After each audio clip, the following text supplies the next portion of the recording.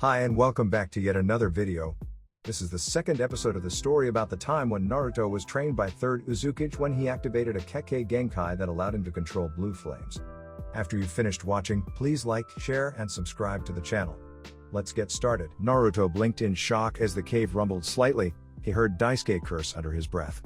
Naruto held both blades in his hands, his arms shaking from the effects of the blades. Daisuke shook his head slightly and held up 2 flame blades. He looked at Naruto.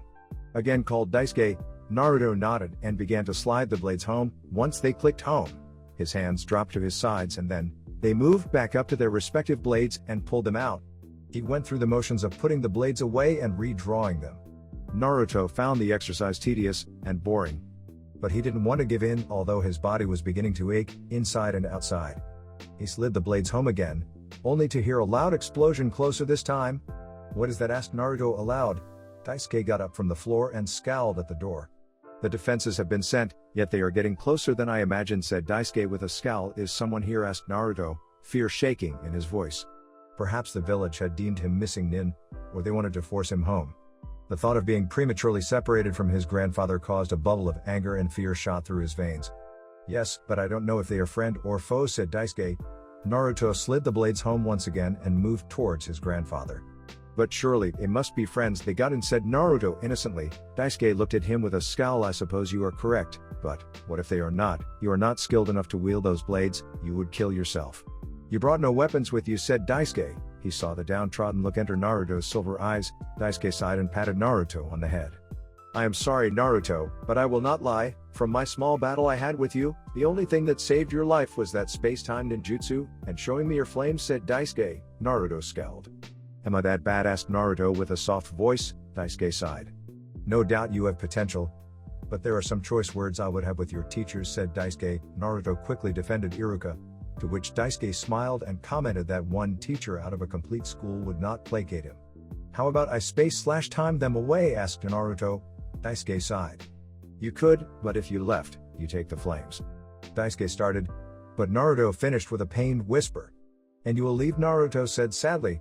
"I am afraid so. Don't worry, Naruto. I want you to go out there, find out who they are, and if they are intruders, roast them," said Daisuke. Naruto blinked slightly. The fact that his grandfather trusted him was a great booster to Naruto, who was beginning to doubt his ability to become a ninja. Naruto nodded and with a dash he was out of the door. "Good luck, Naruto. I really need you to be confident," whispered Daisuke. Naruto dashed through the hallways.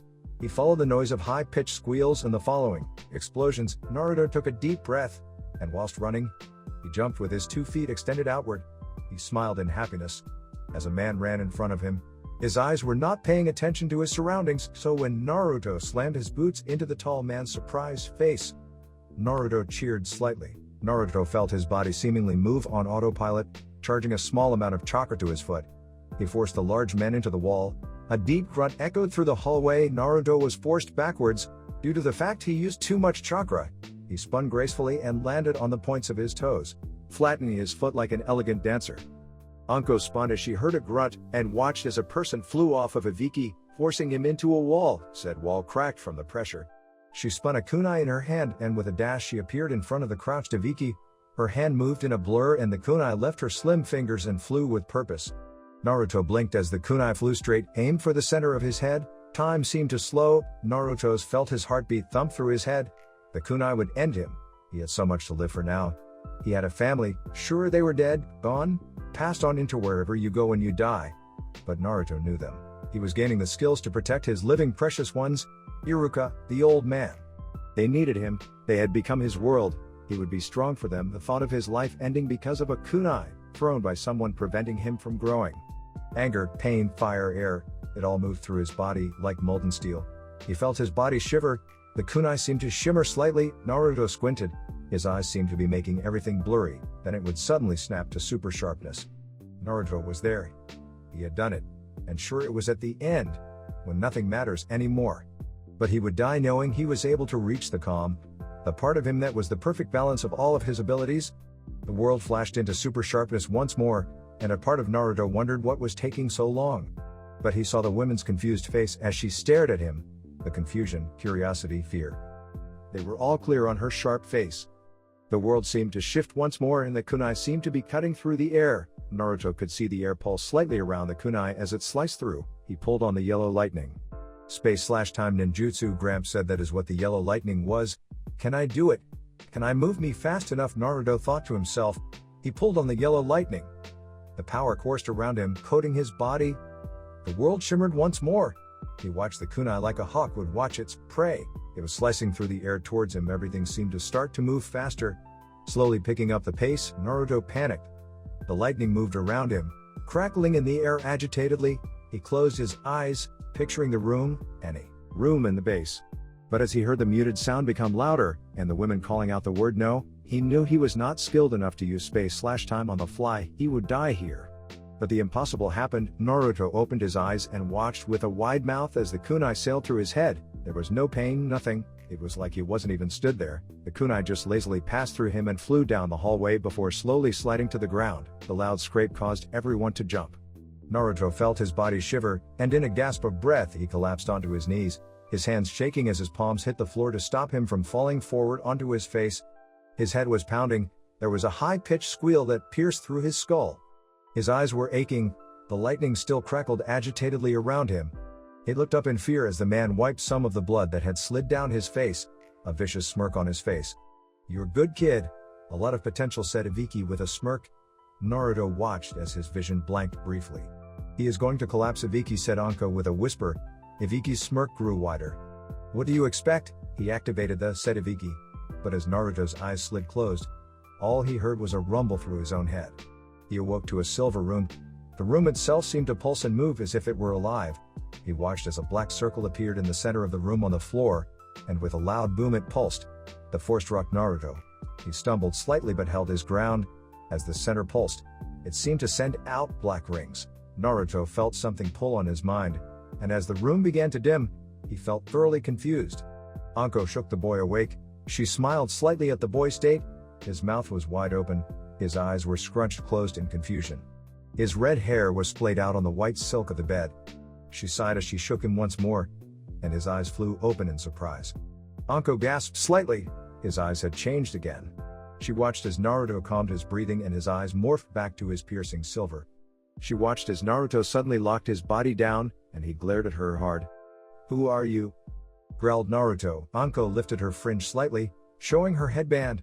"Anko Madarashi, Special Jonin, Interrogation Squad," said Anko with a smirk. Naruto frowned and nodded. "How did you get here?" asked Naruto. Anko was about to answer when the door opened. "My sensei told me the instructions on how to get here. Should you ever come here without proper training," said Ibiki gruffly as he walked through the door. Naruto winced as he noticed the large bandage on Ibiki's face. "Sorry, by the way," mumbled Naruto. Ibiki nodded and nodded his head towards the door. "Food will be ready in 5 minutes," said Ibiki as he left the room. Anko smirked and walked towards the door. "I found a t-shirt that should fit you better," said Anko. She pointed to the pile of clothes and Naruto's 2 blades. "Thanks," said Naruto. He stood, ignoring the chill of the floor on his bare feet. He pondered briefly who undressed him, but as he looked down at his tight boxers, he gave a shrug. He quickly grabbed his pants, boots, and the new t-shirt.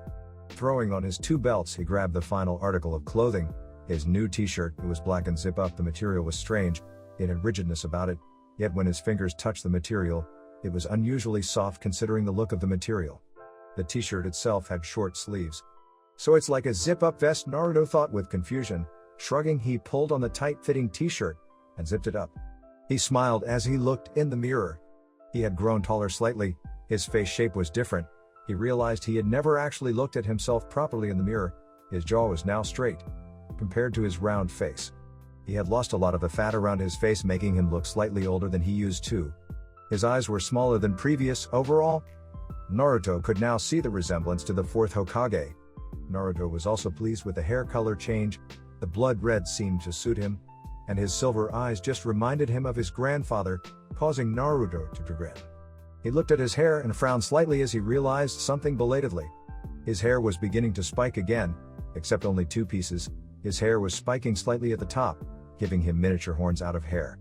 He scowled slightly whilst tugging on one. This is new, he thought, remembering his previous hair was simply flat. His hair now had a strange spikiness to it. He tried to flatten the 2 horns only for them to spring back up. He smiled slightly. "I like the color, but at least it's going spiky again," sort of he thought to himself. He noticed how his hair was getting shorter once more. His stomach gave an extremely loud growl. Chuckling, he grabbed his blades and fastened them to their respectful places. As he walked out of the room, a loud growl echoed through the room. His stomach ached painfully. He had forgotten he hadn't eaten in a few days. "Hungry brat?" asked Anko, a spoon hovering away from her mouth. Naruto blushed slightly, brushing his shorter fringe out of his hair. "Yeah. By the way, did one of you cut my hair?" asked Naruto simply. Anko shook her head. "The stuff fell out. At least it's shorter now," said Anko. Naruto frowned. His hair still fell into his eyes, but it stopped after that. "I am seriously going through some weird stuff," said Naruto with a sigh. Ibiki chuckled. Anko turned and looked at him with wide eyes. "Indeed, now eat," instructed Ibiki with a gruff tone. Naruto nodded thankfully. He slurped the soup, a contemplative expression on his face. "So what are you guys doing here?" asked Naruto simply. Ibiki reached into his pocket and pulled out 2 pieces of paper. He laid them on the table. Naruto took a bite out of his soup-drenched bread and grabbed for the pieces of paper. One was a note from the 3rd Hokage. "Naruto, I am sorry for keeping these secrets from you, but just know I wanted to tell you. Train hard. I have sent 2 Jonin, Anko and Ibiki. You can trust them. They will train you ready for your return. Congratulations on becoming a Jonin. Your headband is a sign of your potential. Prove to them all that Naruto Uzumaki is not one to be messed with." Naruto smiled as he finished the note. He grabbed the other, setting Hiruzen's note down with care. He opened the folded piece of paper and blanched. "Schedule 0500 hours, wake up, eat. 0530 hours, 500 sit-ups, 500 press-ups, starting on hands, and then move to balancing on fingers. 0700 hours. Meet with Anko for kunai and target practice. 0800 hours. Meet with Ibiki for sparring. 0900 hours. Weight room. Once used to room, extra target practice. 1100 hours study, everything. 1300 hours, food, drink. 1400 hours, free study. 1600 hours, 500 sit-ups, 500 press-ups, starting on hands, and then move to balancing on fingers. 1800 hours, chakra room. 1900 hours, weight room. Once used to room, extra target practice. 2000 hours, food, drink, feedback. 2100 hours, study. 2200 hours, relax, sleep. "And how long do I have to do this?" asked Naruto, his voice rising. Ibiki smirked, as did Anko. Naruto set the paper down, staring at it with a wide mouth. "You have a month, maybe less considering travel time," said Ibiki. Naruto felt a shock settle in his heart. "Only a month?" whispered Naruto. Ibiki raised an eyebrow. "Can't I have longer?" asked Naruto. Ibiki shook his head. "A month, no more, no less," said Ibiki. Naruto felt that pit in the bottom of his stomach tighten, his eyes pricking. "Only a month? Gramps is with me for only a month," Naruto thought with sadness. Anko and Ibiki just shrugged at Naruto's mannerisms, assuming he didn't want to go back. "If you sit here crying, then you are wasting our time together." He remembered his grandfather telling him. He nodded mentally. He would be the best that he could be. He had a lot of people he needed to make proud. Naruto shuffled his feet lazily across the cold floor of the living quarters. His hair was sticking out in every direction. His 2 horns of hair stayed in their place though. He scowled as he moved through the living area. Anko and Ibiki were both smirking at him. They had given him the rudest awakening. A loud horn courtesy of Anko had blared through his room, destroying his once more confusing dream of silver rooms with black ripples. He opened the door of the bathroom and heard a snort. "Ah, Naru Chibi, you are so cute in the mornings," chuckled Anko. Naruto whipped his head around fast, a harsh glare on his face. Both Anko and Ibiki frowned when Naruto's eyes flashed, but before they could confirm what they both thought, his eyes changed back to normal. He huffed and threw open the heavy wood door of the bathroom before he vanished into it, the door slamming behind him. "Did you have to wake him up like that? He is just like his father," said Ibiki. Anko sighed and looked at Ibiki. "How comes I am not allowed to know who his father is?" asked Anko. Ibiki gave a sigh and scratched his broad jaw. "You are assisting in training. It is only natural that you not be told everything, to avoid," started Ibiki, but Anko finished for him with a sigh. "Any unnecessary problems?" said Anko. Ibiki nodded and took a sip of his coffee. "It still doesn't explain how he has a dojutsu. I thought only the Uchiha and Hyuga had them," said Anko. Ibiki smirked. "Oh, trust me, Anko. If he has unlocked what I think he has, the Sharingan and Byakugan has nothing on him," said Ibiki with a malicious smirk. "That's if Ibiki," said Anko. Ibiki shrugged. They both sipped their coffee. When the door of the bathroom opened, a fully dressed Naruto stepped out of the bathroom, and yet they heard humming from the shower. "Naruto, have you finished?" asked Ibiki. Naruto shook his head. "No, I am still in the shower. I am a shadow clone, making some breakfast ready for when I finish the shower," said the Naruto clone. Ibiki gave a smirk. Training has just got more fun, chuckled Ibiki. Anko smirked also, her hand moving to the kunai in her pocket. Huh, said Naruto in confusion. Ibiki stood up and walked towards Naruto with a sadistic smirk on his face. Naruto took a hesitant step backwards, when suddenly Ibiki smirked wider. I will sort breakfast, and then we will start training, said Ibiki before he threw out a fist, dispelling the clone. They heard a yell from Naruto as he fell in the shower. And you moan about me, you do realize he could die in there, right, said Anko. Ibiki smirked. It would take more than that to kill that brat, said Ibiki. Anko chuckled and sipped her coffee. Why didn't we get any dango, moaned Anko. Ibiki chuckled and fried the bacon in a pan. They heard a groan from Naruto. He walked out of the bathroom with a towel wrapped around his waist. His red hair was flat, except for his hair that looked like horns. Both Anko and Ibiki noticed how Naruto's hair was slightly shorter again. Now becoming naturally spiky, his two horns, as they were now called, were shorter, but still stuck up on his head obviously. These damn horn things won't go away, moaned Naruto. Ibiki smirked and Anko just looked Naruto up and down. Damn Naruto chibi, if only you were older, said Anko, her tongue sliding across her kunai. Creepy anyway, what's the deal? Dispelling my clone like that? Said Naruto. Ibiki smirked as he placed a plate of bacon and eggs on the table. 2 bits of bread were placed on the end of the plate. A way to help you train, you retain the memories of said clone, correct, said Ibiki. Naruto nodded as he ate his food. And that means, you have a very good mastery over the shadow clones already, which means extra training. Instead of you having to do each thing individually, you can send clones to do things for you, said Ibiki. Naruto blinked slightly. I don't get it, said Naruto dumbly. Anko palmed her face. What he means, brat, is that, instead of you wasting time moving to each training area, you can send clones to do the work for you, said Anko. Naruto frowned. So they can go to the weight and chakra rooms, yes, said Naruto. Ibiki shook his head. That is the limitations of the technique. It can only be things that directly affect your chakra, or mind, because it is split between the clones, said Ibiki. Naruto nodded slightly. So they can study and go to the chakra room, said Naruto. Ibiki nodded. Naruto smirked slightly. Cool, glad I got it right first time then, said Naruto. Ibiki raised an eyebrow. What, asked Ibiki simply. Naruto sighed. I didn't learn the damn technique. I read the how to and stuff, but I didn't want to learn another damn clone jutsu. I was no good at them, so when it came down to it, I just winged it, and got it right first time, said Naruto simply. Anko blinked slightly and smiled at Naruto. Ibiki just stood with wide eyes. Although he doesn't show it, he has his father's brain, all right, thought Ibiki. He watched as Anko ribbed Naruto, making him huff in frustration. Naruto finished his breakfast and went to change. Are you going to change his schedule, asked Anko. Ibiki shook his head. No, he can still do it all, except studying. Until we say otherwise, said Ibiki. Anko nodded. Naruto walked out of the room a little while later, a grin on his face.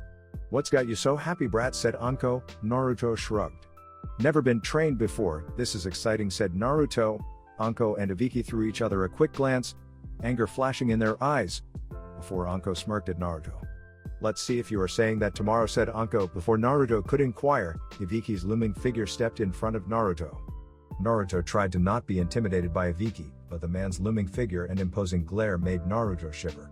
When we get to the training hall, you will make 100 clones, 20 will go to the library and read books on your father's taijutsu, and your mother's special taijutsu, not her regular one. They should also expand your knowledge and read whatever they can to do that. 40 will go to the chakra room, 20 will sit in a circle and meditate, 10 will attempt to climb up the dome, channeling chakra to their feet. 10 will spar, using chakra to make hits stronger. Another 20 will come with me, and 20 with you. Anko knows what to do with them. Anko will send you to me when it's time. Clear, said Ibiki. Naruto nodded and followed Ibiki silently, his hands moving to the hilts of his tantos, unsheathing them and putting them back. He was gradually picking up speed.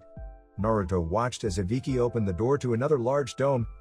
Naruto blinked as he realized there was no seal in this room.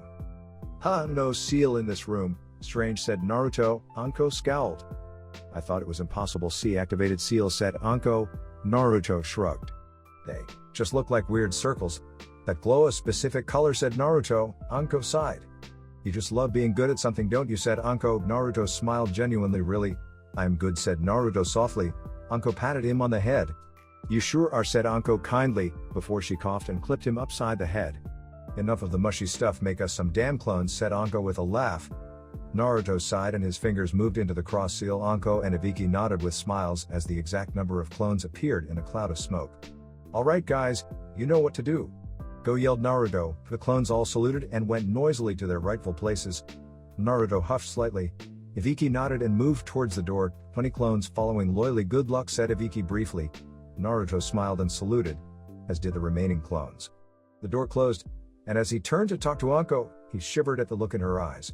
Clones with me, Naruto. Sit-ups and press-ups, said Anko commandingly. Naruto obeyed quickly. Daisuke was worried Naruto was usually here by now. Ever since he had sent Naruto out yesterday, he hadn't heard a single thing. What surprised him was his usual everlasting patience was coming to an end. He was about to scream when the door was pulled open. He turned to smile, but felt a glare set on his face. A tall man walked in. Whispers were coming from the hallway. Daisuke felt the fire in him bristle. But that changed when the man dropped to his knee. Uzukage-sama, my name is Ibiki Morino. I am the student of your daughter, Kushina Uzumaki. She has left me with the task of training Naruto in a certain group of skills. It appears Naruto has unlocked the lost Uzumaki bloodline. You will understand when you see him, said Ibiki. Daisuke nodded and looked at Ibiki. Send him my way when he has time, said Daisuke. Ibiki nodded. I have already scheduled ample enough time, said Ibiki. Daisuke nodded and pointed to the door. Leave, said Daisuke simply. Ibiki left without asking a single question. Naruto huffed as he dodged the kunai. His clones were all holding kunai, and each channeled the yellow lightning around their bodies. Come on clones, make the kunai fucking disappear, yelled Anko. She threw another kunai towards Naruto. Naruto jumped sideways, but winced when the kunai cut his arm. I thought this was target practice for me, called Naruto. Anko smirked. It will be, when you can dodge, said Anko. 3 kunai left her hand simultaneously. Naruto attempted to dodge, but one kunai sliced past his thigh, another his cheek, and the last one landed in his thigh. He cried out in pain. Ow, you're not supposed to kill me, yelled Naruto, his eyes wide with pain and tears. Anko shrugged. Naruto felt it, long before the clone called. A strange feeling was going through his body, and it was like an alarm, telling him he had something he needed to get rid of. The clone cheered and began to instruct the others, and soon Naruto realized he could feel each and every kunai. The 20 clones had vanished. Anko nodded to herself, and in a blur she was gone. Naruto felt a different pressure settle on his mind. Memories of 20 clones blasted through his mind. He knew how to do it. He knew how to make things disappear. Granted, he had to be touching it, but he knew he could learn how to move things without touching it.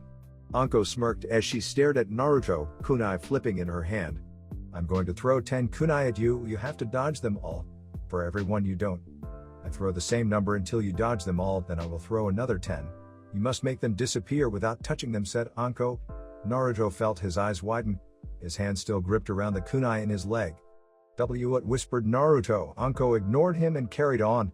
Once you make that 10 disappear, I will throw another 10. You must become intangible and make them pass through your body. Once that has been completed, I will then throw as many kunai as I can, not giving you the action until you only have a split second to react. As Anko, Naruto pulled the kunai out of his leg, his heart thumping. He felt a grin settle on his face, Anko's grin becoming contagious. Bring it on, you fucking psycho, laughed Naruto. Anko smirked wider and licked the kunai. Shame you weren't older, brat, but I have my eyes on a tanned piece of hunk, said Anko. Naruto smirked wider. Iruka-ni-san, I know, so will he when I get back, said Naruto. Anko blushed furiously. Naruto smiled widely. Anko just growled, and without warning she threw the kunai fast. Naruto ached. He was led on the floor of the weight room. Anko was somehow immune, and was laughing boisterously at him. She was calling it payback. Naruto didn't know what came over him, but he loved taunting Anko. The fact that she was not like any other person he had met. She got a kick out of torturing people, but she also had a good sense of humor. Naruto already looked at her like a sister. Of course he would not say a word to Iruka, though he knew of Iruka's feelings about Anko, but still, he would not play matchmaker. Naruto put his palms on the floor and with a sigh, he continued to do push-ups in the weight room. He was surprised though Anko had not changed the original limit from when he first walked in, but it was becoming increasingly easier to do push-ups. His arms still shook from the effort, but he wouldn't let it stop him. He was also happy because the fox was healing all of his injuries faster than Anko thought possible. She wondered if it was because he was a Jinchuriki or if it was something else. Naruto did another push-up and laughed with joy as the weight lifted. Free study, then another meeting with Ibiki, said Anko. Naruto winced as he thought about his previous spar with Ibiki. Ibiki had literally crushed him into the walls. The self-repairing walls. Naruto had never been thankful for seals that he had in that moment. He didn't. one Anko seeing it and ripping into him more than usual. He was getting pretty sick of Naruto chibi. "Cheers, see ya later," said Naruto as he shakily walked from the room. His hands moved to the hilts of his tantos. Going through his training motions, he also found that he no longer had the same reaction to the blades anymore. They used to make the blue fire hum. But now, there is only a small throb in his hands when he touched the blades. As he went through the motions once more, faster once more, he stumbled slightly information of books, how to throw a Fuma Shuriken, channeling chakra to make blades. It all filtered through his mind. He had to admit, the headache that came with the dispelling was something undesirable. As he moved through the hallways, he sighed as he looked at the bright blue flames on the walls. So much had happened to Naruto in such a short space of time, he felt exhausted. Not just physically, but mentally, all the things he has ever wanted have been given to him: a family, a name, a purpose. But at what cost? He knew that his parents would never come to him, saying they were sorry for leaving him behind. He knew he would never be able to hug his parents, and they would never see him become Hokage for them. His grandfather was here, but after the month, he too would be gone. He now had senseis that wanted to give him the opportunity to learn. He had abilities many would dream about having.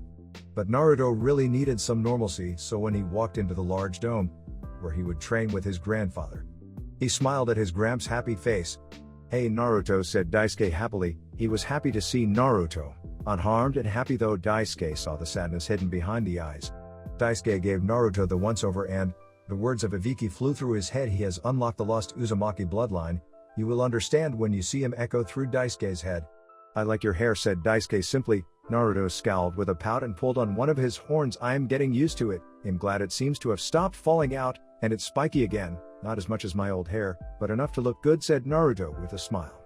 Daisuke appeared in front of him, a hand going into his hair. "To think, you are the one," whispered Daisuke. Naruto raised an eyebrow. Said Naruto simply. Daisuke sighed. "When I was waiting for my wife to go into labor, I was summoned to a strange place. At first I thought I was summoned by my foxes, but I found myself in the Toadland. The old toad told me and one other a prophecy, whilst the other knew the whole story. I was told that I must make a decision.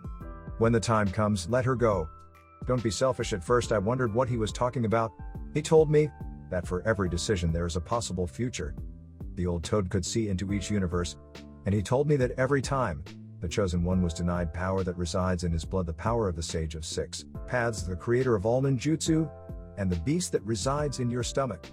You, Naruto, are the descendant of the sage. He was known to have two children, the beginnings of the Senju and Uchiha. One was gifted with a dujutsu, and the other gifted with chakra, both being able to control the tailed beast should they become out of control. But what not many people know is that before the time of his death, when the two brothers began to fight and forgot about their father, he sired another child. His wife passed away after childbirth, leaving behind another boy. His hair was red, and his eyes a piercing silvery blue. The two older brothers in their travels and battles had no idea they had another sibling. This boy was raised by his father, who told him about peace, and to always strive to find it, but to always fight for the ones you love. The boy grew loving his father and resenting his brothers, who didn't return to their father's funeral, and when the two brothers met their younger brother, they believed him to be their father's slave due to the fact they looked nothing alike. But when the third son was attacked by his Rouge Jujutsu sibling who wished to take revenge against a peaceful village due to their connections to a murder, he fought his sibling, activating his own Dujutsu, breeding forth the real Rinnegan. The sage had a version of the Rinnegan indeed, but his Dujutsu son's eyes changed to the Sharingan. The Chakra brother recognized the chakra, and as a sign of good faith and apology, became partners with the village. And that tradition is still upheld even today. Konoha, Senju Run, always try to pay respects to the fallen Uzumakis. Their spiral design on their flak jackets is the clan symbol of Uzumaki, said Daisuke. Both Naruto and Daisuke had found themselves sat down. Naruto sat with wide eyes. "But why is it important that I am the chosen one?" said Naruto. Daisuke smiled.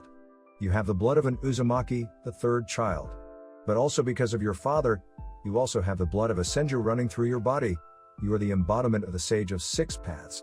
Bringing the two elements back together, chakra and Dujutsu, the blood of the sage is that thick in you. Your hair even resembles his," said Daisuke. Naruto sat slack-jawed. "Got so much responsibility. Wait, Senju, I thought they had all died out," said Naruto. Daisuke nodded. "The only Senju I know, and she was a young one at that, is Tsunade Senju, the slug Sennin. I would take the conversation up with her," said Daisuke. Naruto sighed and rubbed his temples. I was trying to sort everything out and you go and dump this on me. Some grandfather grumbled Naruto. Daisuke sighed Naruto. Life is what you make it. Nobody's future is predetermined. Make your own. You have a good bloodline, yes. You are going to be powerful, yes. But just enjoy life. You only get one, said Daisuke. Naruto nodded and stood up, stretching his arms. Daisuke copied and then looked at Naruto. I think I got the unsheathing down, said Naruto. His head was pounding from the information overload, but he would still try his best. Is that right? Well, we will have to see then, won't we, said Daisuke. Naruto's hands almost instantly appeared on their respective hilts. Daisuke blinked and smirked. He was about to move forward when suddenly a blade was pointed a few inches below his chin. See, said Naruto simply. Daisuke nodded, pleased. Well done, you have begun to incorporate speed. But I think I shall show you attacks. Defend me, for as long as possible, said Daisuke, two tantos materializing out of fire in his hands. Naruto jumped backwards, landing on his feet lively. Anko-sensei's lessons are helping already, Naruto thought to himself. Daisuke gave the blades an elegant twirl, and in a blur he was gone. Naruto squinted slightly. He saw him. Daisuke had disappeared, yet for a brief moment, Naruto saw him. It was a rainbow-colored outline, but Naruto still saw it. He raised his blade, tilting it slightly, and suddenly Daisuke's blade clashed into it. Naruto's muscles ached as the vibration rippled up his arm. Daisuke looked into Naruto's eyes with surprise, a smile settling on his face. The ripple pattern faded, leaving the piercing silver. He felt Naruto's arm struggle under the pressure. The unused blade disappeared. He grabbed Naruto's arm and adjusted the grip, not breaking eye contact. Channel chakra to your eyes. Only a small amount, commanded Daisuke. Naruto frowned in confusion, but did as instructed. Daisuke watched as the Rinnegan faltered slightly, before it pulsed proudly in Naruto's eyes. It still faltered, but that was due to inexperience. It's so weird. I can see everything, it's so clear, the seals are brighter, and there are so many. If I focus I can see through you. Your chakra is just fire, said Naruto in wonder. The Rinnegan faltered once more. You need better control though for someone your age. Your chakra control is amazing, said Daisuke. Naruto looked at him incredulously. You are joking, right? I have the worst control out of my graduating class. I am the dead last, said Naruto. Daisuke raised an eyebrow. Geniuses only appear once every generation, you know, I am sure. But Daisuke was cut off by Naruto's angry growl. Sasuke Uchiha is already considered a prodigy, growled Naruto. Daisuke shook his head. Prodigy and genius are two different things, one cannot be both, said Daisuke. He pushed on the blade he had pressed against Naruto's blade. Naruto frowned at the arm that was adjusted by Daisuke. He felt a lot stronger. I don't get it, they are the same thing, said Naruto. Daisuke shook his head. I will explain if you impress me in our spar. Your blocking was amazing, keep your Rinnegan active, let's see how fast it contracts, said Daisuke. Naruto frowned. It is hard to keep a hold of, said Naruto, but Daisuke had already appeared behind him, the blade slicing in a wide arc. Daisuke's head ducked, his hair covering his eyes. Naruto's hand moved instinctively and blocked the attack. The Rinnegan seems to pick up on forms faster than that of the Sharingan. You have already recognized my movements, and your body corrects itself to parry. Interesting, said Daisuke. Naruto frowned, and when Daisuke moved again, Naruto lost him completely. He felt a force slam into the side of his head. He flew across the room. He slammed into the wall and cried out in pain. He landed on the ground on his front. He cried out once more. Daisuke stood, his coat blowing in the non-existent breeze. Is all my senseis trying to kill me, moaned Naruto. Daisuke scowled. Naruto, you are a genius, a growing one indeed, but you are smarter than you know. Your body is moving at speeds to counter, and yet you feel inferior. Confidence, Naruto, you are strong, you have a bloodline deadlier than the Sharingan and Byakugan. All you need to do is find that hidden well of confidence, and with it you could become unstoppable, hailed Daisuke. His eyes glowed blue, and with a palm faced outwards, an orb of blue fire grew. What are you doing, called Naruto over the sound of energy being compressed. It's do or die, Naruto, this is it. Prove to me you are worthy of your name. Naruto Uzumaki Namikaze, heir to the Sage of Six Paths, Uzumaki clan head, future Hokage, yelled Daisuke. Naruto felt the chakra hum behind his eyes, and in that instant his body knew the power output, what the attack would do, and from its current power, how much damage it would cause. If he hits me with that, I am dead, Naruto thought in a panic. He saw the deadly gleam in Daisuke's eyes. He means to kill me, thought Naruto in fear. Daisuke felt a glare slide onto his face at the fear that had locked Naruto into a frozen position. This attack will kill you, prove it, Naruto, prove you are a genius. Stop hiding behind that facade of idiocy, said Daisuke, and without warning the blue orb seemed to fire out a large line of blue fire, a Sarah from Bleach. Naruto stared wide-eyed at the fire, and then it happened again. The calm. He watched as the world sharpened, the glare and killing intent on his grandfather's face, the energy that coursed towards him. He had already feared death, the accidental kunai. He had thought about death briefly, but now, he knew that what his grandfather had said was true. He did hide. He never realized it until now. His clone had read a book about personas psychology. A person who lives in fear of themselves, the world, or of a situation, can create a persona to deal with that situation. Not to be confused with schizophrenia, the person doesn't create a completely different person, they just create a metaphorical mask to hide themselves. Naruto realized that was him. He was smart, but the tests he always got were harder than others, making him revise harder things. He sucked at ninjutsu because nobody taught him how to properly form chakra. Iruka tried, but the damage was done, and Naruto had created the mask. He knew he needed to remove it completely, embrace the fact that he houses the Kyuubi, but he has the power to prove them wrong. Daisuke hoped silently that Naruto would unfreeze, but when the fire moments away from the hit, he felt his heart clench. Suddenly Naruto's chakra became hard and heavy, the air became muffled, sound was quietened, and Naruto's chakra was almost visible in the air, strength doubled. Activation complete, now it's time to train my grandson, thought Daisuke. He smiled as the blast disappeared into nothingness. Naruto stood there, silver chakra coursing over his body, making his horns stand up higher. His Rinnegan was different. Instead of the ripple pattern, it was a swirl pattern. The silver chakra moved like his lightning, it crackled with more precision. Naruto flicked his hand out quickly and Daisuke watched with silent awe as the silver lightning crackled and opened slightly, the blast firing back at him. Naruto moved swiftly, the kunai slicing through the air. The ripples and shadow of where the kunai was moving was all too clear to his new eyes. Anko threw the kunai with unrelenting ferocity, but as they flew at him, Naruto gracefully moved through the gaps in the kunai's trajectory and targets. Anko watched as Naruto moved like a graceful dancer. He was as slick as oil as he moved through each of the kunai. The ones that almost hit would just ghost through him, only for him to snatch it out of the air once it had finished its passage through him, and with deadly efficiency it would be thrown back, slicing Anko or just missing. Anko wiped the blood from her cheek, a sadistic smirk on her face. "Hitting brave brat," said Anko. Naruto just smirked, the calm look on his face not cracking. Anko blurred, and threw kunai in her wake. Naruto smirked as each of the kunai got closer. Anko stopped and watched as all the kunai disappeared in a show of yellow lightning.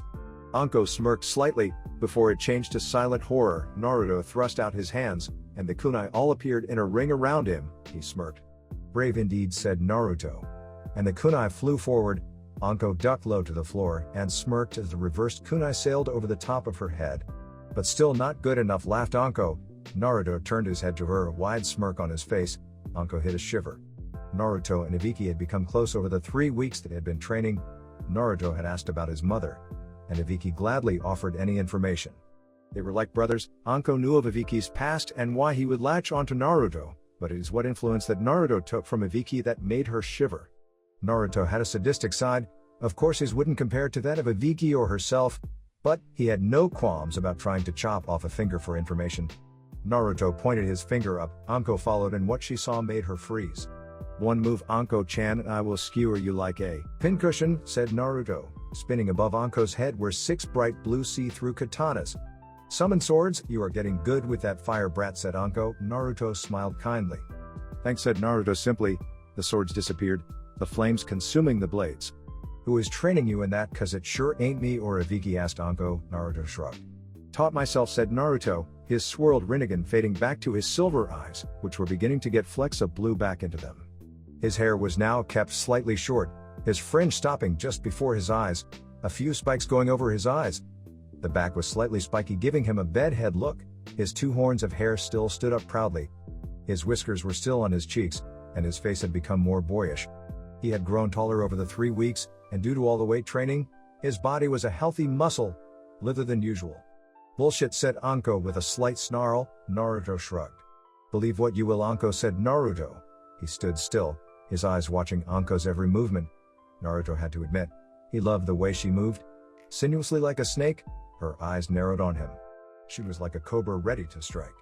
She moved around him, keeping her distance, Naruto's eyes focusing on each step. Brat, you are some kind of amazing, I can see why Iruka-kun took a shine to you. You are much smarter than that Uchiha brat, said Anko, and she knew she wasn't exaggerating. She remembered 3 weeks ago. The loud boom that echoed through the halls. Viki had told her to remain calm, and soon explosions were rocking the whole base. Once they had stopped, Iviki looked tense, and after another hour the door to the living quarters was thrown open. Naruto stumbled through the door, his clothes in rags, his face calm and serene. He nodded to Anko and Iviki, who caught a glimpse of his eyes. The pearl swirls in his eyes looked deadly. Anko frowned in confusion, but Iviki nodded. Naruto moved through the room without a single word to them. He opened the door to his bedroom and closed it softly. They heard him dispel the clones, and then proceeded to collapse on his bed.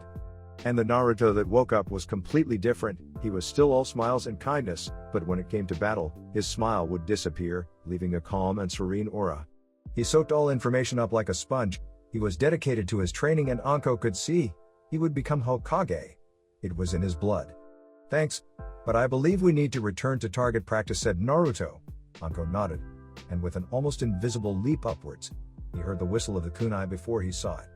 Activated. Naruto, you know you are no match for me, as you are, said Anko, and what Anko partially said was true. He wasn't as good as he was with the Rinnegan active, but thanks to his Rinnegan, his muscle memory always activated instinctively, and he realized it always had when he was being chased down by ninja and they threw kunai in anger. His body would always move, without any coaxing from him, but after a while he became dependent on it, so when he joined the academy he assumed he could do everything instinctively, but that proved false.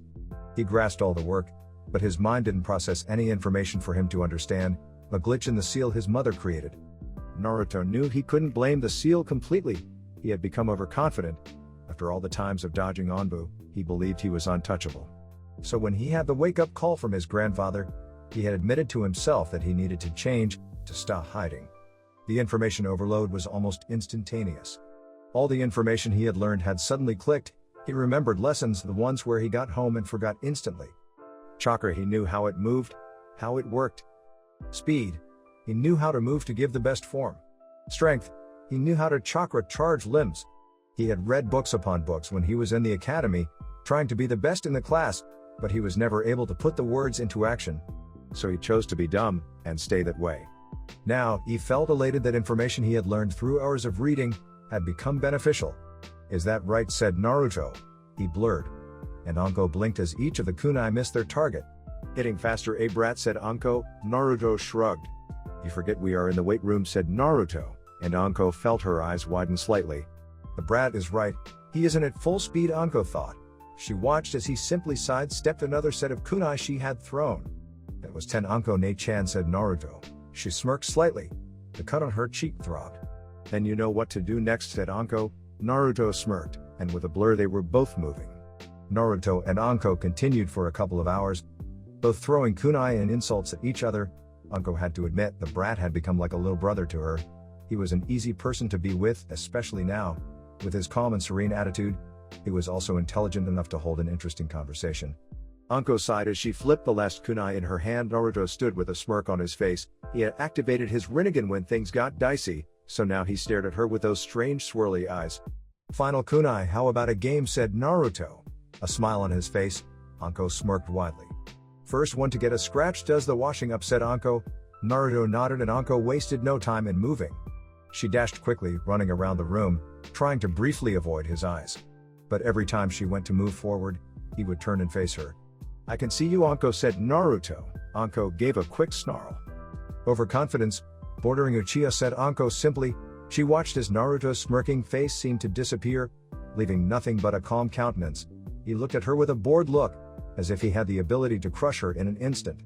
Then, suddenly he was gone. Anko blinked and swiftly ducked, a fist flowing over her head. She turned her head slightly and smirked at the cool and calm face worn by Naruto. Uchiha arrogance, you wound me, said Naruto, his voice completely calm considering he was moving swiftly. Both were dodging blows. Naruto, after a couple of punches, reached for the kunai. Anko spun the kunai in an attempt to slice his wrist slightly, to win the challenge. She hissed slightly as Naruto began to go through her. It was always something she hated. The fact that he was passing through her body, and one slip-up would mean her death. He passed through her body without any problem, and the brief lapse in Anko's mind, and Naruto swiftly passed his hand through Anko's and grasped hold of the kunai, and with a small channel of chakra, the kunai too became intangible. He jumped backwards and watched as Anko leveled him with a glare. "Cheating little bastard, you know that creeps me out," said Anko. Naruto flicked the kunai in his hand. Anko watched the kunai move with a tongue poking out, licking her lips slightly. Naruto, in his brief bout of overconfidence, had turned off his Rinnegan. His face was still ever calm. But Anko disappeared in a blur. Sadilla Naruto felt a vice grip on his wrist. The kunai was plucked from his hand, and the kunai was held up against his neck. He felt the blade nick his skin. "You win." Naruto sighed. Anko brought the blade up to his lips and licked a small drop of blood off of the blade. "Don't feel bad, Naruto. Not many can hold off Anko as much as you can," said Ibiki, his gruff voice. Anko unceremoniously dropped Naruto onto the floor. Naruto's hands flew out and caught himself before he could hurt himself. He glared up at Anko. "What's up, guys?" asked Naruto. Ibiki sighed and moved forward, placing a hand in Naruto's hair. "We have to leave tomorrow. We lost track of time," said Ibiki. Naruto felt his heart stutter. Anko and Ibiki watched as Naruto's eyes filled with tears. Pain echoed in his silver eyes. Ibiki understood why. Anko, on the other hand, had no idea what was, and frowned as tears began to fall down Naruto's face. "What's up, brat? You can't honestly love staying in this hole. I swear I have lost some of my hard-earned tan. No wonder Danzo's brats are so pale," grumbled Anko. Naruto stood, his fringe hiding his eyes slightly. His two horns of hair seemed to stand up taller. He turned, and without a single word, his sensei, his family, they had bonded, and both Anko and Ibiki thought the world of Naruto. He was their little brother. Watched as he left the room. "He will be fine," said Ibiki. Anko nodded and looked at Ibiki. "So which one of us is going to tell Hokage-sama about his skill level?" said Anko. Ibiki shrugged and turned towards the door, his coat swishing slightly. "You can going to have a word with Kakashi," said Ibiki. Anko sighed slightly. "I don't think you should. A little surprise for that bastard the better," said Anko, fury in her voice. Ibiki bit back a chuckle. "Still don't like him then," said Ibiki. Anko snorted. "Bastard pervert, I swear he hunts me down specifically," said Anko. Ibiki laughed lightly. As they moved to the door, Anko looked at Ibiki thoughtfully. "We don't know. Me and Naruto have practiced thoroughly. Every time he uses it though, his chakra control is getting stronger. He also has some gravitational abilities, and the genjutsu abilities of a fully matured Sharingan. He can also see chakra, but only on those he focuses on," said Ibiki. It was a constant conversation. Every day they tried to find out what Naruto's Rinnegan could do, but nothing they tried worked. "And how exactly am I supposed to explain this to Hokage-sama?" said Anko. Ibiki shrugged, and looking down a stray corridor, he turned to Anko with a frown. "Let Naruto do it. All you need to do is hand in your mission report and collect your pay," said Ibiki. Anko nodded seriously. "The month flew by. We did nothing but train the brat," said Anko. Ibiki nodded, a small smile tugging at the corner of his lips. "But it was worth it, for me anyway," said Ibiki. Anko felt her eyes soften. Ibiki wasn't as grumpy as he used to be, and he even smiled, though to someone like her, that smile meant something totally different. "Yeah, I hate to admit it, but that brat is gonna be something special," Lo Jonin already said Anko. She gave a whistle at the end. Lo Jonin without the Rinnegan on, and considering he doesn't know any Rinnegan abilities, he could be much stronger, said Ibiki. Anko scowled. "Way to rub it in," grumbled Anko. Ibiki smirked, and both went to their respective quarters and packed their things, both knowing Naruto needed some time alone. They walked in relative silence. Anko and Ibiki constantly checked back on Naruto, who was being completely silent, his head watching his feet. He had not said a word since he had left the base. He had silently resealed it closed. Anko questioned where he learned Fuinjutsu, to which he just shrugged and moved down the cliff face. He didn't say a word as he took in the sight of a destroyed Uzushiogakure. Only a darkening of his expression showed that he was displeased with what he saw. Ibiki had expected this behavior, knowing of how close Naruto and Daisuke were, as Daisuke was Naruto's only link to a lost family, the only proof it was all real.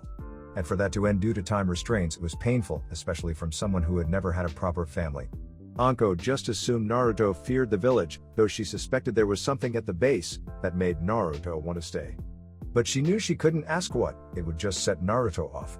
His leaf headband was attached to the top of his arm, his black tanto on his lower back. His grandfather had told him to use only one tanto. He had excelled quickly with the kenjutsu training.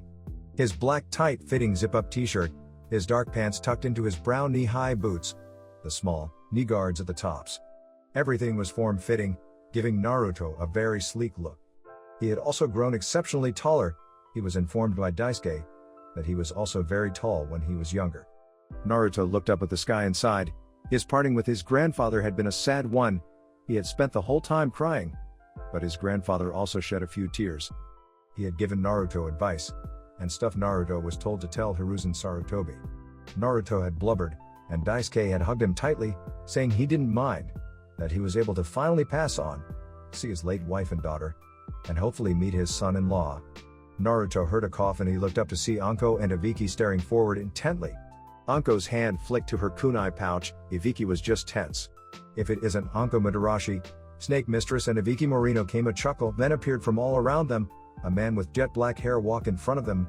Naruto's eyes flicked to the small alchemic circle that was spinning on each of the other men's chests. Can you see them? Asked Naruto in a whisper. Anko turned slightly and raised an eyebrow. The seals on their chests, whispered Naruto. Anko shook her negative. Naruto filed the thought away for later. Shinto, Leaf Rogue, you have a lot of balls attacking us, said Anko. Naruto watched as Shinto shivered slightly. All the other men were watching him. Oh, I was just passing by and saw you were escorting this little brat. What's he, a royal? You both been stuck doing D ranks or something? Asked Shinto. Ibiki just smirked. Did you tell your little followers who we were? Or do they think we are easy prey? Said Ibiki, a menacing sneer on his face. Naruto felt two of the men move directly behind him. They were moving carefully. Anko and Ibiki were too focused on Shinto and all the others.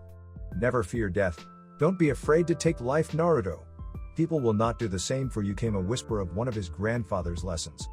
Naruto nodded mentally to himself. He had feared death once before. He was ready for that. What he wasn't sure he was ready for was taking a life, but he knew he wanted to be Hokage. He shouldn't hesitate. Anko watched from the corner of her eyes as Naruto's hand moved to the hilt of his blade. His eyes flicked to each of them, signaling that he was ready. Ibiki nodded and Shinto frowned. So the little kid has a sword? All of these guys are high Jinan, said Shinto. Liar, said Naruto almost instantly.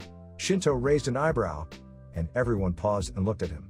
And why would I do that? Asked Shinto, his voice patronizing. Naruto smirked.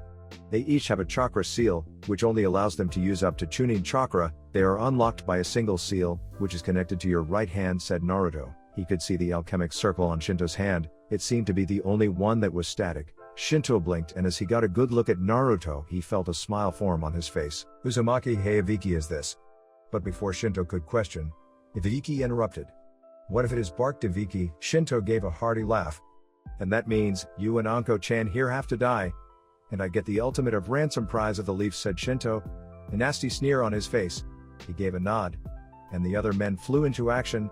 The two who had moved behind Naruto dashed forward with a jump, both trying to grab him, realizing he was their prize.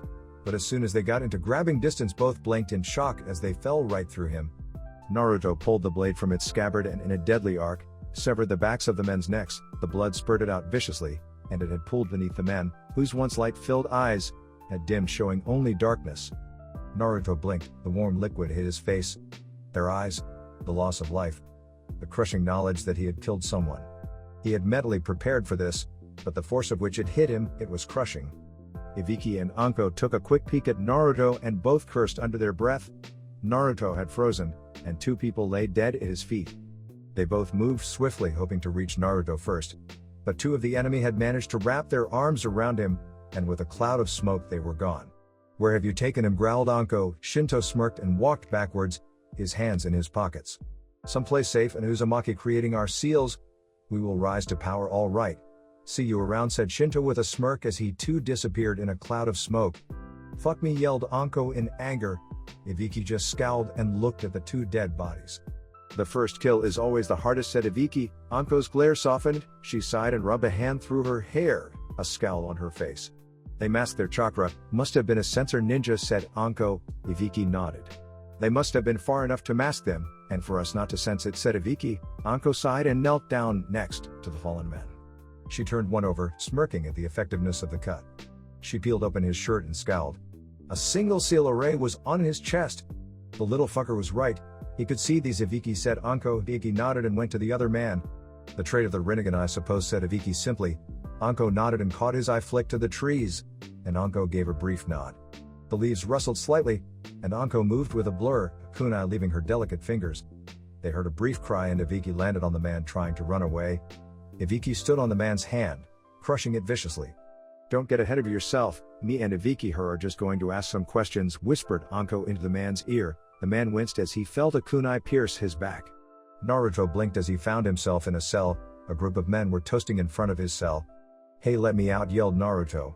His arm went to his blade, only to find it missing. Now, don't yell, Uzumaki-kun, or I will have to starve you and let my friend here teach you how to take a beating, Shinto said, his black hair like oil in the dark. Naruto scowled and looked at a tall man who was inspecting the blade. "You are correct, Shinto-san. This is an authentic Uzumaki chakra saber. It will fetch a pretty penny, I'm sure," said the tall man. Shinto nodded and motioned for a large man towards them. "Any news?" whispered Shinto. The large man shook his head. "Maybe he got distracted by another girl," said the large man. His tone wasn't too bright. And Naruto just watched the man inspecting his blade like a hawk. Shinto sighed. "I just hope he killed himself before Anko and Ibiki got hold of him," said Shinto, his tone uncaring. "Why is that?" asked the large man. Shinto smirked. "Because on their own they can pull your deepest secrets to your lips, but together no secret is safe," said Shinto. The large man grumbled slightly and glared at Naruto. "I'm hoping you make a mistake, pretty boy. I will beat your pretty face," and spat the large man. Naruto was about to make a smart comment when the faces of the dead flashed before his eyes. "The first kill is always the hardest," said Shinto with a sigh. He pulled out a cigarette and put his back to the bars. Naruto said nothing as he stood, his fists clenched. "Shinto-san, I have done my analysis. This is the official blade wielded by the late third Uzukage, Daisuke Uzumaki, and I have the perfect buyer if you are interested," said the tall skinny man. Shinto smirked slightly, blowing a plume of smoke out of his mouth. "Do it. He won't be needing it," said Shinto. The man nodded and began to pack away his things. Shinto smirked at the tears forming in Naruto's eyes. Surprised, there is a very particular market for Uzu trinkets, especially from the once great Uzumaki clan, which has landed with a blithering baby of a clan representative. Naruto ignored the man in favor of thinking of how to get out of this situation. He knew he could escape easily, but they knew who he was, what he wielded. He feared killing them, the pain that it brought. He turned and watched as the man bowed and turned to leave. His heart was pounding, his chakra buzzed excitedly. "You should not fear killing, it is what shinobi do, get over it, don't let them take what's yours," growled a voice through Naruto's head. He shivered, having an inkling as to what it was. But shaking his head, he realized the voice was correct. He was shinobi. He fought to protect. He wanted to be Hokage, meaning he needed to kill to protect his village. Naruto turned and with his calm and serene mask, he moved towards the cell doors, and, with yellow electricity pulsing around him slightly, he passed straight through the bars. "Amateurs, all of you," he said, his tone condescending and smooth. Shinto turned in horror and watched as Naruto turned to look at him, a cold look in his silver eyes. How did you?" Shinto whispered. Naruto turned and caught a fist of one of the men. Said man began to cry out in agony, and fire was ripping through his body. The tall man stopped and turned with his eyes wide. "Be blue fire," he whispered. Shinto was about to call his men to order, when suddenly bright blue katanas pierced every single one of his men in the room. They each opened their mouths, revealing a blue light coming from their mouths. Their eyes began to glow blue, before they disintegrated in a show of blur, fire and ash. The flaming swords evaporated into the air. The tall man stood with a shiver, clutching the blade tightly in his hand. He blinked and cried out in fear as Naruto appeared right in front of him, his hand on the blade, the other wrapped around the man's wrist, tightening his grip. A sickening snap filled the now quiet room. The man cried out in agony. Naruto plucked the blade out of the man's hands, holding the scabbard in his left hand. He spun and looked at Shinto, who was looking at him in fear. The tall man had pulled out a blade and was about to lunge, when Naruto's right hand flew to the hilt of his tanto, and in a blur it was pulled out and slammed back home. It happened in a blink of an eye, but when the noise of the hilt meeting with the guard, the click echoed, and the tall man's arm fell off. He was about to scream when a blood-red line began to appear diagonally across his throat. "Disgusting," grumbled Naruto. The man choked before falling down dead, his head falling off of his body. How? You were afraid earlier," whispered Shinto. It was now only him and Naruto. Naruto was just stood looking at him with a calm face on. "I hate people like you. You try to take advantage of everyone. Not once have you shown concern for those who would die for you," said Naruto, his voice calm. Shinto shivered slightly and reached for his kunai. "Why, you spoiled little brat, what would you know about hardships, hatred, fear? You know nothing," yelled Shinto. He was about to dash forward, only to watch in fear and wonder as his hand dropped off, the kunai with it. Naruto stood at an angle, his hand on the hilt of the tanto. "I don't know a lot, but I grew up being hated. living in fear of an indiscriminate beating. I know what it's like to have nothing. But instead of crying about life, you chose to hate it, said Naruto. His calm voice echoing through the room. Shinto growled. I hate people like you, I really fucking hate you all, yelled Shinto. He blinked as Naruto appeared right by him, his silver eyes glinting in the little light that was left. Weak, said Naruto simply, before he was suddenly back in his original position, his thumb holding the blade from closing. Any last words, said Naruto simply. Shinto found he couldn't move at all. I fucking hate everyone, said Shinto. Naruto removed his thumb and the blade clicked home. Shinto fell to the floor as soon as the noise sounded. You're late, said Naruto. Anko and Ibiki opened the door, both smirking. Well done, Naruto said. Ibiki, Naruto pushed past them. Whatever, let's go home, said Naruto. Anko and Ibiki looked at each other before moving out of the room. They watched as Naruto began to sway on his feet, and without warning, he collapsed. Anko and Ibiki both wrapped an arm around his waist. None of them had expected this to happen on a simple journey home. Screams, bloody and horrific cries of agony echoed off of the walls. Faces were wide-eyed as they erupted in blue fire. The cries of men dying in surprise. It all echoed off of the dark walls. Naruto sat with his knees pulled up to his chin, his head bowed. He was shivering in fear. The water beneath him was a pool of blood. He dared to peek out of his legs, only to shiver in fear at the screaming pained faces that passed through his head. Naruto felt his blade on his back. It felt as if it was pulsing, ready to take another life. Naruto shivered, crying out in fear as bloody hands began to form and grab at him. He awoke with a start, his eyes flying open wide. He sat up and gave a brief gasp. He scowled slightly as his eyes took in his surroundings. He was previously led on a small red sofa. He turned his head slightly and relaxed. On the furthest curved wall was a large window, and outside was the Hidden Leaf Village. He heard the door click, and with sharp reflexes and a speed he had developed, he grabbed his blade and stood defensive. Hiruzen Sarutobi opened the door with his backside, a jolly whistle coming from his pursed lips, a tray in his hands, carrying 2 steaming bowls of ramen. He turned and almost dropped the tray in surprise. Ah, Naruto boy, you are awake, said Sarutobi after he got over his shock. He realized he couldn't feel any chakra coming from Naruto. Then suddenly his dense chakra entered the room. Sarutobi watched as Naruto stared at him, his eyes brimming with tears. Oh, old man, whispered Naruto. Tears fell down his face. The blade toppled from his hand. It stabbed into the floor as Naruto stumbled forward, his arms outstretched. I am here, Naruto, said Sarutobi. He quickly put the tray on a nearby table, and turned as Naruto fell into his arms. The faces, they won't go away, whispered Naruto. Sarutobi hugged Naruto tighter. I know, Naruto, one of the many curses of a shinobi, said Sarutobi. Naruto cried into his arms. After half an hour of Naruto blubbering, he extricated himself from Hiruzen and looked down sheepishly. Sorry, old man, said Naruto. Sarutobi just smiled and looked at the ramen. The food is cold now, I will call Maizuru to fetch us some more, said Sarutobi kindly. Naruto nodded, and without a single noise he turned and retrieved his blade, sheathing it. The click made an echo through the room. Sarutobi watched Naruto closely. The depression seemed to pulsate around him. How are things? How's the village? Asked Naruto softly. He attached the sword to his lower back and turned to see Sarutobi looking at him with a speculative face. I see you have changed quite a bit in the time you have been away. I like the hair, said Sarutobi. Naruto nodded sheepishly and pulled at one of his horns. It's a cool hairstyle. These horn things can get annoying though, said Naruto. Sarutobi watched as Naruto's face brightened slightly. Did you learn a lot during your time away? Asked Sarutobi. Naruto nodded as he sat on the sofa. Yeah, I learned chakra control, taijutsu, fuinjutsu, kenjutsu, and some other stuff, said Naruto, his hand moving to the hilt of his sword. That's good. From what I have heard, you are of a low jonin capability. I am impressed, said Sarutobi. Naruto blinked slightly and looked at him. Low jonin? They never told me, said Naruto, a happy smile on his face. Sarutobi smiled also. He looked at the blade on Naruto's lower back. Chakra saber, huh? I thought they were missing, said Sarutobi. Naruto smiled at him. I was told to say, you didn't think I would die that easy, ape boy. I always have a plan, said Naruto. Sarutobi smiled sadly and shook his head. Daisuke, my old friend, he must have made a seal of some kind, said Sarutobi. Naruto nodded sadly, tears glistened in his eyes. Naruto walked through the village, a brown envelope clutched in his hands. His red hair seemed to shimmer in the setting sun. The villagers would stop and look at him, some in fear, and some in confusion. Others wore faces of pure hatred. Naruto ignored them in favor of rattling the envelope he was carrying. He could tell it contained keys and paperwork, yet he didn't know what for.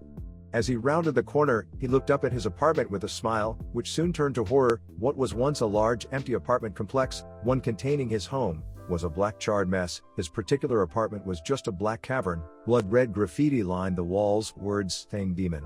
Monster Murderer" lined the walls. Naruto gave a scowl and turned to leave. "Hey Naruto, is that you?" called a familiar voice. Naruto felt something grab onto his boot.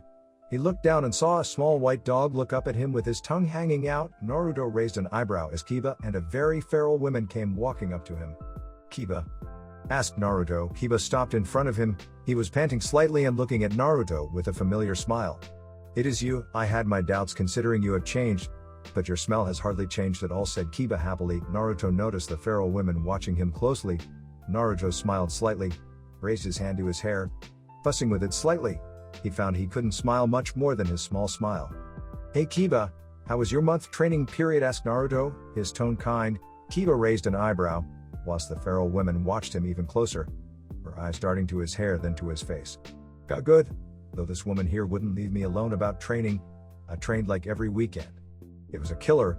By the way, I see you passed the exam. I thought you were the only one to fail," said Kiba, his voice loud and boisterous. Naruto noticed how everyone was beginning to notice him. "Yeah, but I did an impromptu mission, thus gaining my rank of Shanan," said Naruto as he looked at two men giving him very heated glares. Kiba just blinked as he looked at Naruto. The dead last seemed to have vanished. "Cool, so Naruto, did you train much over the time off?" asked Kiba. He was oblivious to all the looks that had fallen upon them. Naruto and the feral woman, however, had not. She watched Naruto carefully. She was wary, though she was smart enough to recognize the contents and its container. Naruto's face had changed. His hair was red. She was wary because of the unknown. Was he really Naruto, or was he a fox in sheep's clothing? The way he spoke, so differently from the loud, sometimes jumbled sentences that was the usual speech of Naruto Uzumaki. Now his speech seemed to have morphed into a well-spoken, proper spiel. Anyone didn't know who he was, would have believed come from nobility. Naruto met her stare easily. "Yeah, I trained thoroughly, making sure all my skills were up to scratch. I can certainly teach you a lesson," said Naruto, looking at Kiba with a smile. "Ah, you talk big, Naruto. But there is no doubt you were the dead last. You would need to train for years to catch up to me. Hell, after my training I could probably give Sasuke Uchiha a run for his money," said Kiba boisterously. Naruto smirked. It wasn't a condescending smirk that is regularly given by one Sasuke Uchiha. It was "I know more than you do" smirk. "We will see, catch you later. I can see I'm not wanted," said Naruto seemingly louder than Kiba thought necessary. But before Naruto could leave he turned and shook Kiba's hand. "Good luck, if I'm not on your team," said Naruto. Kiba smirked and nodded to Naruto and followed his mother, who seemed to be all but dragging him away. Naruto just sighed and walked towards the Hokage tower. He ignored the whispers that seemed to follow him. It seemed news traveled fast around Konoha, and none of it was good. "It's obvious it's the fox. Look at his hair," were among the whispers. "He has those strange horns on his head. Are they supposed to be ears?" were a few others. They caused Naruto to roll his eyes. "He has changed so much. It has to be the fox. He isn't wearing anything orange." Those caused Naruto to shake his head sadly. He walked into the courtyard of the Hokage tower and noticed Sarutobi stood there shaking his head with a smile on his face. "I don't see what's so funny, old man," grumbled Naruto. Sarutobi just smiled wider and pulled the pipe out of his mouth. "I had a funny feeling you wouldn't open the envelope. He's not going to be happy you forgot about him," said Sarutobi. Naruto racked his brains trying to think of who he had forgotten about, before it suddenly clicked in his mind. Naruto. Well, I was wondering if you would like to come live with me. I know it's a little late, but this was an eye-opener for me. I think I should start taking my brother's status seriously," echoed Iruka's voice. Naruto felt his hand smack his face, his eyes wide with shock. "Ah, I almost forgot," yelled Naruto. He began jumping on each foot, the manila envelope clutched tightly in his hands. Sarutobi smiled widely, a kind glow on his face. "It's nice to see he hasn't changed too much. It would be a shame if he lost himself completely," thought Sarutobi to himself. Naruto turned and looked at Sarutobi sharply, his eyes narrowing. Sarutobi smiled slightly. The resemblance to the fourth because of the seal being lifted. It was impossible not to see it. "You are enjoying this, aren't you, old man?" grumbled Naruto. Sarutobi took a simple puff of his pipe. "Indeed. Watching you be as carefree as you used to be, it shows that you are uncorrupted by your power," said Sarutobi. Though the tone missed the yet, it was clearly a possibility. Even the best of people became corrupt. "I know you have your doubts, old man, but I love this village too much," said Naruto. He turned and went to leave. "Naruto, I know things are going to be hard, But just remember, people here do like you said, Sarutobi. Naruto raised a hand as he walked away. Sarutobi wasn't oblivious to the looks Naruto was receiving as he walked away. Sarutobi blew out a plume of smoke and walked back in towards the building. Naruto took a heavy breath as he stood outside the house door. The house was just away from the main village center. It was in the posh district of town. Naruto had felt weird walking through this part of town. A part of himself that a month couldn't cure kept creeping back on him, the fear of certain parts of the villages. Naruto looked down at the pack in his hands, the paperwork saying he had been adopted by Iruka seemed to pulse in his hands, the house keys seemed to weigh a ton in his pocket. Everything about this moment seemed like a long-lost dream, the fact he now had a family, the option to change his name to Umino. Brothers, that is what the paper said. Naruto had yet to decide. So many options on his plate. Uzumaki, Namikaze, now Umino. He didn't think he was ready to make that decision. He raised a hand, and with a deep exhale he knocked on the door. After waiting a few minutes, he banged on the door loudly, and with a large swing, Iruka answered the door disheveled. His hair was undone, and falling down onto his shoulders. Naruto looked up at him and smirked. "Wow, Ni-san, you need some sleep," said Naruto. Iruka blinked his eyes slightly. He frowned in confusion briefly before he pulled Naruto into a hug. "God, Naruto, you look so different," said Iruka with a happy yell. He pushed Naruto away from his waist and stepped back and looked down on Naruto. "Thanks," said Naruto happily. Iruka realized he didn't need to look down as much on Naruto anymore. "You got taller? And your hair looks cool," said Iruka. Naruto smirked and looked at Iruka. "So you going to show me around our house, Ni-san? Or shall I stand out here?" said Naruto cheekily, his childish side coming back slightly. He knew he was different, but just seeing Iruka, and realizing they are actually a family. Iruka smiled happily and put his hand on Naruto's head. Come in. "But you should know you technically bought this place," said Iruka. Naruto frowned in confusion. Iruka blushed slightly and closed the door behind him. Iruka ignored the watching eyes, but Naruto took a peek behind, watching a girl dart behind a tree. Naruto awoke with a start, tears fell down his face. The sheets soaked with sweat, it poured down his body, he shook like a leaf in the breeze. Iruka ran into the room as quickly as he could without embarrassing himself by wearing only boxers, so he got changed quickly, and dashed to Naruto's room. As he threw open the door, Naruto's sharp eyes fixed on him. Iruka noticed the change and frowned slightly, but that frown turned to confusion as his body began to feel heavy. When Naruto blinked and his eyes changed back to their silver, Iruka felt his body shake. The sound was muted. He blinked and realized he was on the floor. Naruto looking over him with a terrified face. What was that?" whispered Iruka breathlessly. Naruto blinked slightly and smirked at the dopey look on Iruka's face. "Ni-san," Naruto chuckled. Naruto shook his head. Iruka raised a hand and brushed a tear off of Naruto's whiskered cheek. "Why were you crying?" asked Iruka. Naruto looked away, pain reflected in his silver eyes. "The men I killed, their faces, they won't leave me alone," whispered Naruto painfully. Iruka sighed and sat up, albeit slowly. His head began to spin slightly. "Naruto, I know it's painful. I will never forget the first life I took, it will be painful. But Naruto, you can't let it affect you like this," said Iruka. Naruto looked at him sharply. "I am 13, Iruka-sensei, why I should worry about this? I should be worrying about impressing my sensei. Trying to beat Sasuke team. I shouldn't have to see the faces of people I have killed," said Naruto harshly. Iruka blinked slightly. Naruto looked away and apologized quietly. "Think of people like Kakashi Hatake, he got the rank of Chunin at the age of 6, meaning at such a young age he was already taking lives. Itachi Uchiha was nothing but a year older than you and he was an Onbu captain. Naruto, taking a life is a thing we must do. You killed a leaf trader. It's one of the reasons you have another large lump of money going into your bank," said Iruka. Naruto gave a disgusted look. "Money from killing," he whispered. Iruka looked at the clock on Naruto's bedside table and sighed. "Let's take this to the kitchen, I will make us some breakfast," said Iruka. Naruto nodded and walked towards his bathroom. "Thanks, Ni-san," said Naruto. Iruka left the room and sighed wearily. "I think a talk with Anko and Ibiki is in order," thought Iruka. He walked to the kitchen and opened the fridge with an audible sigh. Naruto stood with his head beneath the boiling hot water. A sigh left his mouth. He was supposed to be happy. He was going to be placed on a Shinon team. He was going to get a sensei that could help him expand his skills. He knew he couldn't get complacent with being told he was low Jonin, because one mistake makes no difference. But even now those faces wouldn't leave his mind. Iruka watched as Naruto walked into the kitchen pulling his tanto onto his lower back. "Hey bro, what you making?" asked Naruto. Iruka smiled and flipped the pancake in the pan. "Pancakes? I hope you get a good sensei, Naruto said Iruka. Naruto raised an eyebrow. But won't you be there to present them? Asked Naruto in confusion. Iruka smiled sadly and shook his head. I am no longer allowed to give the teams, due to my now personal stake, said Iruka simply. Naruto blinked slightly and sat at the table. Sorry, said Naruto simply. Iruka patted his head and tried to flatten the horns on his head. How did you stick these up? Asked Iruka. Naruto snorted. I don't, they do it themselves, said Naruto. Iruka laughed at Naruto's disgruntled look. Naruto smiled slightly and tucked into his pancakes. Now remember, don't be cheeky, or I will come into the next room and give you smack upside the head, said Iruka as they walked through the village. Naruto realized almost everyone was watching him, even if it was with just a quick glare. Jonin were all giving him a nod, and some even smiled. Somebody was putting in a good word.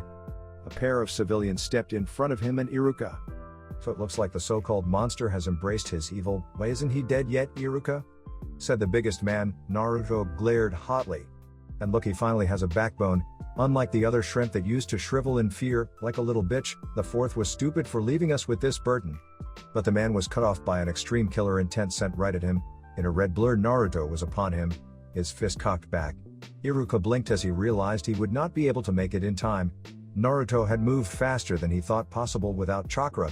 The man blinked, his eyes closed, expecting an extreme pain, but when he opened his eyes he stepped backwards in shock.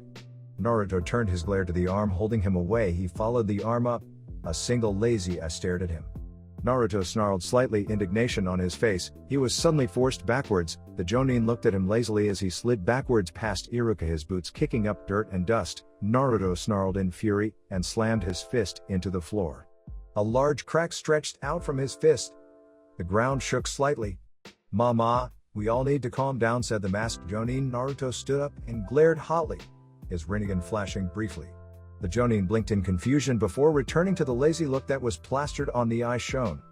They can say whatever they want about me, think whatever they want, but they will never insult the fourth Hokage ever, snarled Naruto at the end. The Jonin just sighed and shrugged. And maybe you shouldn't be so hot-headed and just ignore them, said the Jonin. Iruka was about to reprimand the Jonin when he felt a hand on his elbow. Whatever, said Naruto. He slammed his palm into the floor. Iruka being pulled down viciously. Naruto leapt slightly and disappeared with a blur. What a strange jutsu, thought the Jonin, before he turned his glare to the civilians in the area. Iruka blinked in shock as the blurred landscape suddenly became sharp. He collapsed onto one knee and coughed slightly. Naruto just ignored him and stormed forward towards the academy doors. Kids and Junon parted ways as he stormed through them. In the silence, the noise of grinding teeth could be heard clearly. Ino and Sakura both blinked. Who was that boy, whispered Ino. Sakura shrugged. I don't know, to think a guy could rival Sasuke-kun in looks. Though he still isn't as good looking, said Sakura. Ino nodded seriously. I know, no way could anyone beat my Sasuke-kun, said Ino. Sakura glared. Your Sasuke-kun, Ino pig, get it right, screeched Sakura. Kiba was stood with Choji and Shikamaru and their parents outside the classroom when they all felt a strong but angry pressure walking towards them. Naruto, wait up, called a familiar voice. If you don't hurry up, Nii-san, I will flash us there again, said an angry voice. I would rather you didn't. I almost threw up, said Iruka. All the parents watched as a red-headed boy stormed past them. He looked at them briefly. Shikaku, Kuza, and Inoki paused and stared at him. He looked at them and frowned. They weren't looking at him like a monster or like he was about to explode into a ball of malicious demon fox.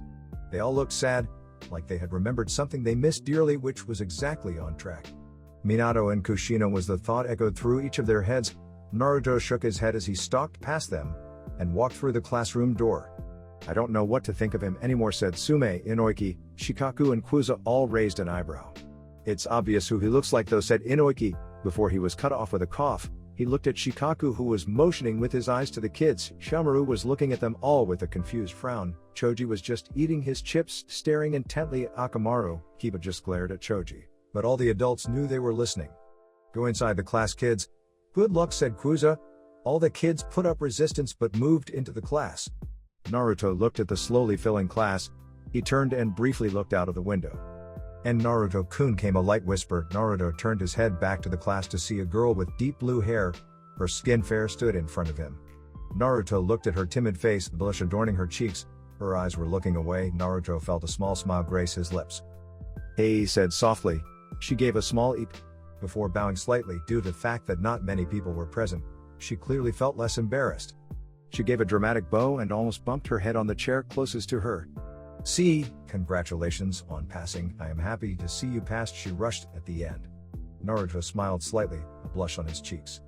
It was the first time someone his age actually gave him a compliment, and a girl no less.